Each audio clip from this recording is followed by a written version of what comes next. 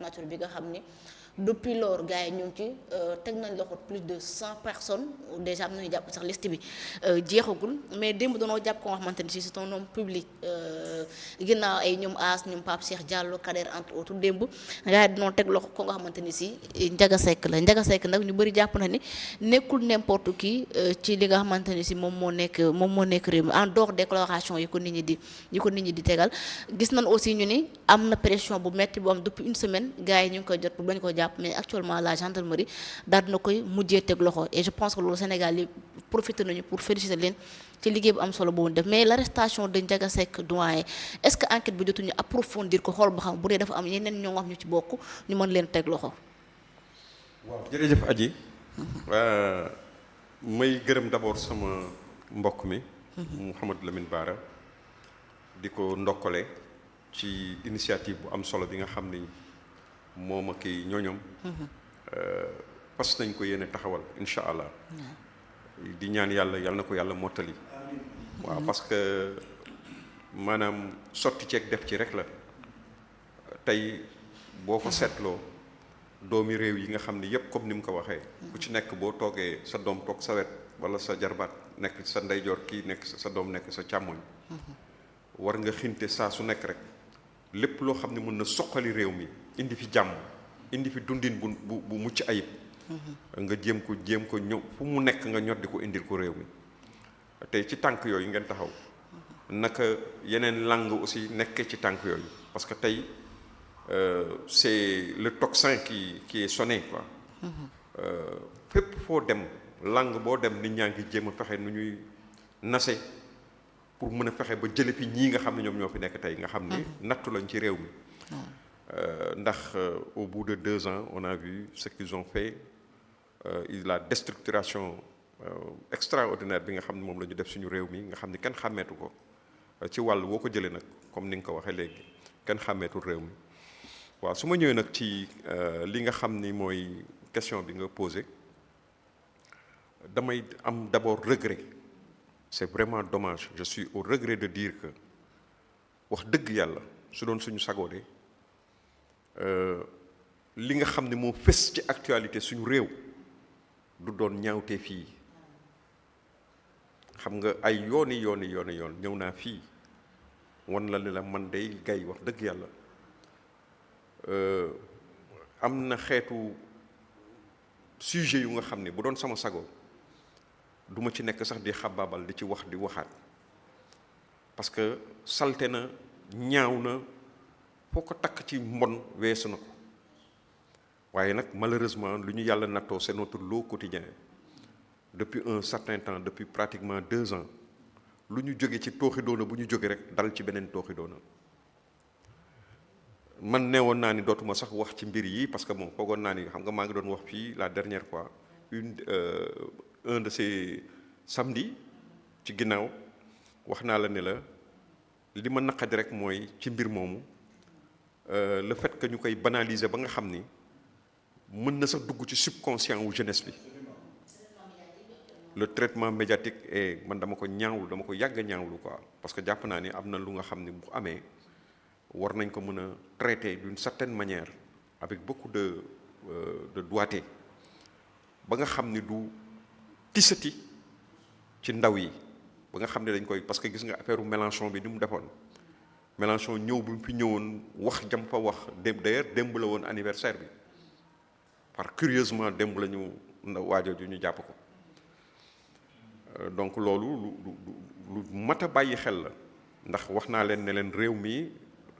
maanaam du kese c'est pas anodin voilà leneen li ma ci wax nag mooy li tax tey mu doon loo xam ni c'est une actualité qui s'impose à nous te mënuñu ko ñàkk bañ a traiter c'est parce que gravité wu ki ñu jàpp démb nga xam ni xaritu premier ministre du Sénégal la boo xam ni daf ko revendiquer Sénégal àddina yépp dégg ko ay yoon mu def ay émission wax digganteem ak premier ministre fi ñu jaar ñoom ñaar 1988 booba ñu ngi nekk 6e la ñu nekk ay xarit di ànd ca Ziguinchor jóge fa ñëw ba Ndakaaru daanaka bokk dëkkuwaay mu wax ni rôle yi mu joué ci moom takkal ko soxna indil ko soxnaam ci këram buy wax nañ ni sax ni bés bañ koy jàpp di ko yóbbu moom ca événement wu entre 2021 2023 yi wax nañ ni moom la dénk këram jusqu'à quel point c'est vrai ou c'est pas vrai je donne ma langue au chat mais wax nañ ko waxati ko donc lu mel nii bu amee man maa ngi doon wax naan bu ñu bàyyi parce que tamit nit ku nekk xel nga amee di ko jëriñoo di ko jëfandikoo su fekkee ni am na ñoo xam ni tegoon nañ leen loxo te ñoom aussi ñu nekk xaritu kooku te kooku naka jekk depuis très longtemps Bah Diakhaté wax na ko fii plusieurs fois tey l'histoire lui donne raison sur toute la ligne Bah Diakhaté la mu waxoon yépp ba ci Rodriguez boobu mu doon wax sax turam ñëwati na encore mooy le Cap-Verdien nga xam ni la mu doon wax dafa am fu wóor fu mu ko teg doon na wax naan sama wax jali muus la voilà tey l'histoire lui donne raison mais li ñu xam ci waajoo ji yépp aussi ci gis ko ci gisin gis ko ci taxawaayam ak ci kàddoom kàllaamam ak ni mu bindoo xel ñaawoon na ci moom bien sûr mais mu ne su soon wax tëb rek dal di ko joxoñ baaraam wala ni nangam ak nangam mais man dama doon wax fii nii mbir mi warul yem fii parce que ku mel ni waa ji Dramé artiste bi su fekkee ni jàpp nañ ko te kooku nekk genn wàllu ki nga xam ni gis nañ ko ci ay vidéo mu taxaw naan ko joyeux anniversaire diwa ngi lay souhaité di ko wax premier ministre bi ñu ngi lay souhaité joyeux anniversaire jàpp nañ ni nag wax dëgg yàlla kooku digganteem seen diggante ñoom ñaar rattax gi mu rattax waroon na mën a tax ñu orienté mbir mi ci booba ndekete booba les limiers ñoom li ñuy def xam nañ ko ñi ngi nekk ci parce que ñun li ñu doon bañ rek moo am 2 poids 2 mesures une loi pour les pauvres gens yoo xam ne dañ leen doon jàpp ak benn bu nga xam ni des privilégiés yu nga xam ne ñu ngi nekk dans le système n'est-ce pas tey nag vraiment démb moom vraiment on a été réew mi yëpp tëdd ci suuf ñëpp réew mi dafa nërmeelu démb parce que tamit gravité des faits moo tax parce que ñun jàpp nañ ni en politique le choix de l'entourage n'est jamais anodin normalement le choix de l'entourage n'est jamais anodin donc c'est un miroir de l'âme et des valeurs d'un dirigeant n'est-ce pas nit ki bu fekkee ni da nga nekk am ay ambition politique am na taxawaay bu nga xam ne yaa ngi koy taxaw ci biir askan wi ci biir maanaam nit ñi nga xam ni yéeg ñoo ma bokk réew mi képp koo xam ne da ngay taxaw ak moom war na doon koo xam ni exempt de reproche yenn yi nga xam ni au moins nit ñëpp mënuñu ñàkk kenn amul kenn ku mën a ñàkk reproche wuñ la mënoon a def mais am na ñaawteef yu nga xam ni waroo ko mën a xamal nit di woote yenn yi ci sa bopp ba pare di ànd ak moom boo leen nee xaritu xaleel boo leen demee ba nekk mag nga xam ni kii jël na yoonam yoonu yu mu jël du yoon wu yàlla gërëm yow sa bopp xam nga ko parce que man li ma mënul comprendre mooy koo xam ni taxaw na fii à plusieurs reprises wane ni ñaawteefu mënul weesu ngóor jigéen ba taxaw ni président bi fi nekkoon dafa am agenda góor jigéen ba taxaw ni daf koy xeex daf koy criminaliser ndekete moom boobaak léegi mi ngi ànd ak góor jigéen mi ngi koy fréquenter mi ngi ñëw ci këram mënul taxaw gëmloo kenn mënul taxaw gëmloo ni ñu moom xamul woon ni kii lii la c'est pas possible tey nag yëpp yi dafa leen rattraper les faits sont là parce que ce sont des faits extrêmement graves n'est-ce pas et donc jàpp naa ni nag conséquence su loolu yëpp nag ci la gravité de cette situation ñoom danañ ko tirer ñoom en tant que personne en tant que kilifa yoo xam ne dañ leen takkal ndombo tànk war nañu nag wax dëgg yàlla janook askan wi parce que tamit mënuñu jóge ci affaire u Adji Sarr bi ñëw dal ci aw affaire bu mel nii encore une fois parce que tamit am na lu nga xam ni réew bu fekkee ni da nga ko bëgg da ngay am ambition wu yore ko am na yenn yu nga xam ni waruloo sax jege ku la maanaam yenn nit ñi waruñu la sax jege waxantuma la ak nag di nekk sa genn wàll di nekk sa doomu ndey des fois moi je m'interroge pour savoir le Makhtar Seck boobu Ndiaga Seck boobu dernièrement quand on l'a vu à l'aéroport de Ziguinchor dans le cadre de l'inauguration de cet aéroport qu'est-ce qu'il avait à faire là-bas? Est-ce que c'est un officiel? À quel titre il était là-bas? ba taxaw ñu koy interviewé mu taxaw di wax ci aéroport bi nangam ak nangam ak nangam. Combien de fils de Ziguinchor il y a yoo xam ni valeureux, des hommes d'affaires, des hommes etc. Mais pourquoi lui en ce moment précis moom moo war a mën a taxaw ànd ak ay ministres ñu wan ko mu taxaw avec les officiels pour l'inauguration de ce truc-là, de cet aéroport. ku bokk ci parti mais xam nga près de 50 ans de complicité et de trajectoire partagée ça exclut l'ignorance. On ne peut pas dire que xamul woon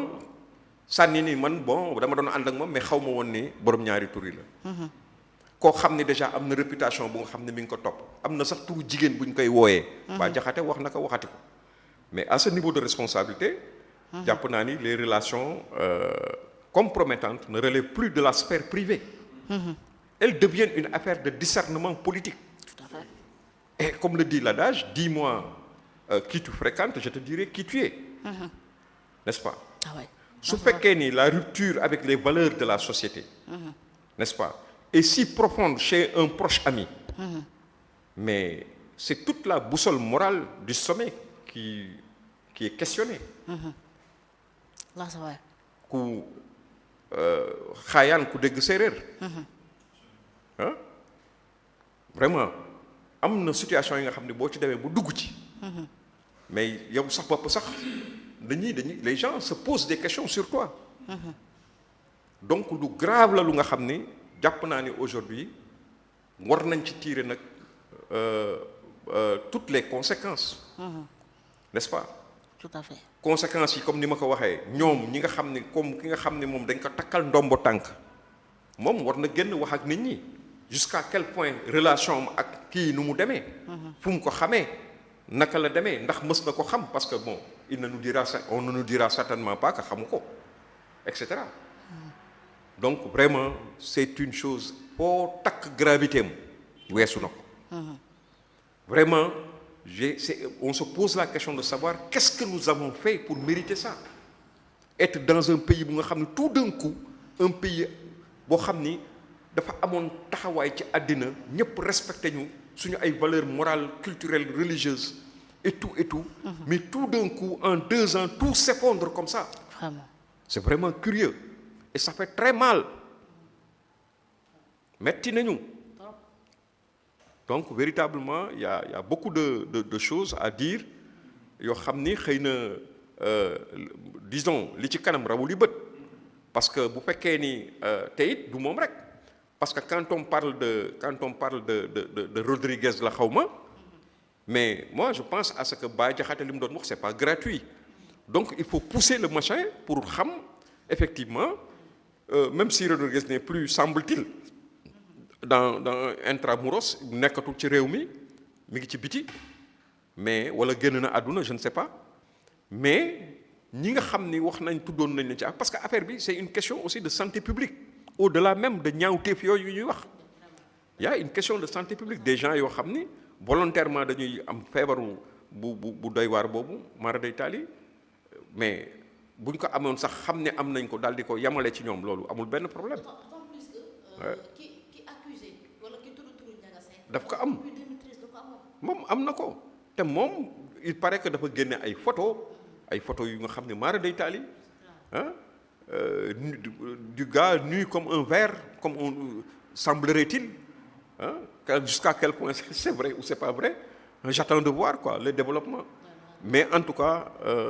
am nañu lu ñu metti tiit nañu trop ci suñu réew mi daal waaw tiit nañu nag mais nag boo xoolee mbir bi nga xam ne am na démb nga dem lu gannaaw ci ginnaaw il y a 2 ans je pense que nga gis ni Mélenchon mooy anniversaire u Mélenchon ba mu taxawee Université Dakar